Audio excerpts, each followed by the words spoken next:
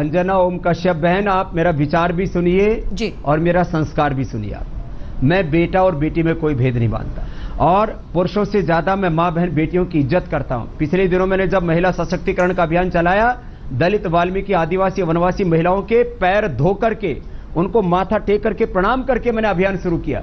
मैं कन्याओं को, बेटियों को सबसे ज्यादा इज्जत देता हूं, अपने संस्थान से लेकर के, पूरे संगठन से लेकर के, पूरे देश में।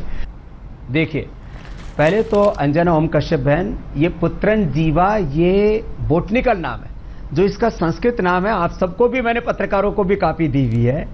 पुत्र जीवक, ये इसका संस्कृत नाम है, ये ऋषियों के रखे हुए नाम है। दूसरी बात, मैंने ये कहा कि इसका पुत्र और पुत्री प्राप्ति से संबंध नहीं है। मैं ये बात अभी भी आपके सामने पूरी प्रामाणिकता से कह रहा हूं। मैं धर्म के नाम पर जो अधर्म फैलाया जाता है, ढोंग, पाखंड, ज्योतिष, तंत्र, मंत्र, यंत्र, डोरे, ताबीज, इन सब का घोर विरोधी रहा हूं। मैंने कभी भी अवैज्ञानिक बातों को, अप्रामाणिक बातों को, अतर्कशील बातों को कभी अपनी जिंदगी में जगह नहीं दी है। अब जो बात रही इसके पुत्र जीवक की, इसके पैकेट के ऊपर लिखा है यह बंध्यत्व नाशक है। बंध्यत्व का मतलब इनफर्टिलिटी होता है, बंध्यत्व का मतलब पुत्र प्राप्ति नहीं होता है। कि फिर भी भ्रम फैल रहा है तो हम अपनी इस पैकेट पे लिख देंगे कि इसका पुत्र या पुत्री प्राप्ति से कोई संबंध नहीं है, यह संतति प्राप्ति में लाभप्रद है, अर्थात जो इनफर्टिलिटी बंध्यत्व उसमें उपयोगी है, हम लिख देंगे। हमने कह दिया। त्यागी जी, मनुस्मृति में दलितों के लिए अपमानजनक भाषा का इस्तेमाल हुआ है। रामायण में ढोल गंवार शुद्ध पशुनारी सकल ताड़ना के अधिकारी, वो गलत है। वो मनुस्मृति के श्लोक नहीं है, वो पोंगे पंडितों ने लिखे, माने ऐसे जो पाखंडी लोग हैं उन्होंने लिखे हुए हैं। मनुस्मृति में कोई गलत बात नहीं लिखी है, वो मिलावट की हुई है। नहीं, क्या इस परंपरा को आप चलाएंगे? क्या किसी शूद्र के बारे में ऐसी बात कहेंगे आप? तो परंपराएं तो सारी खराब है।